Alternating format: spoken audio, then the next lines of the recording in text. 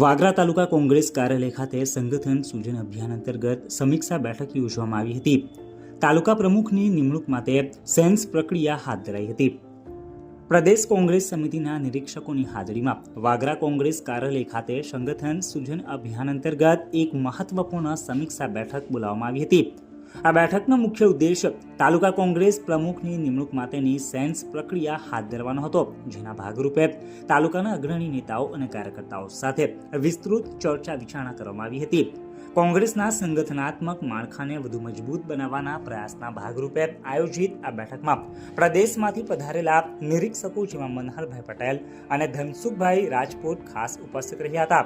આ ઉપરાંત ભરૂચ જિલ્લા પ્રમુખ રાજેન્દ્રસિંહ રણા, તાલુકા પ્રમુખ આસિફ પટેલ અને વાગરા તેમજ આસપાસના ગામોના અનેક આગેવાનો પણ આ બેઠકમાં ઉપસ્થિત રહ્યા હતા। બેઠક દરમિયાન સ્થાનિક નેતાઓએ પક્ષની આગામી રણનીતિ અંગે પોતાના વિચારો અને સૂચનો રજૂ કર્યા હતા।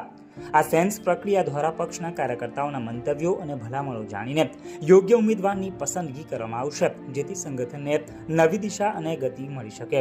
આ બેઠક કોંગ્રેસના સંગઠનાત્મક માળખાને વધુ સશક્ત બનાવવા માટેનું એક સકારાત્મક પગલું માનવામાં આવી રહ્યું છે।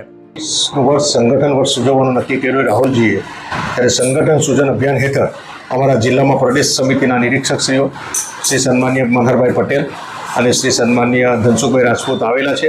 આજે સમગ્ર જિલ્લામાં તમામ તાલુકાઓમાં જે છેલ્લે વાગરા તાલુકો હતો, આજે વાગરા તાલુકામાં અમારા પ્રમુખશ્રીએ તાલુકા કોંગ્રેસ સમિતિની બેઠક બોલાવી અમે સંગઠનની સમીક્ષા કરેલી છે અને આગામી દિવસોમાં 70 થી 72 દિવસ જ્યારે સ્થાનિક સ્વરાજ્યની ચૂંટણીના બાકી છે, એના ભાગરૂપે તૈયારીના ભાગરૂપે સંગઠનની બેઠકમાં સમીક્ષા, હોદ્દેદારોની સમીક્ષા કરીને આગામી તૈયારીના ભાગરૂપે આજે બેઠક હતી।